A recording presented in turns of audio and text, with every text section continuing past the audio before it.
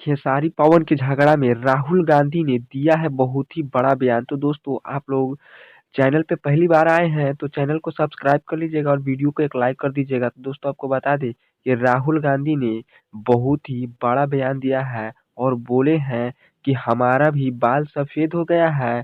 इस तरह से पवन सिंह को नाराज नहीं होना चाहिए, क्योंकि भोजपुरी के बहुत से ऐसे एक्टर हैं जो कि बूढ़े लगते हैं और पवन सिंह के इशारा किए हैं कि इस पे बुरा नहीं मानना चाहिए। और पवन सिंह को इस बात को ध्यान इसलिए रखना चाहिए कि भोजपुरी का कोई भी एक्टर हो, लेकिन खेसारी लाल यादव से कोई नीचे ही रहेगा और उसको सपोर्ट करना चाहिए, क्योंकि खेसारी लाल यादव एक उभरता सितारा है जो कि भैंस से लेकर अभी सफारी पे चढ़ रहे हैं। तो कोई छोटा मोटा बात नहीं है।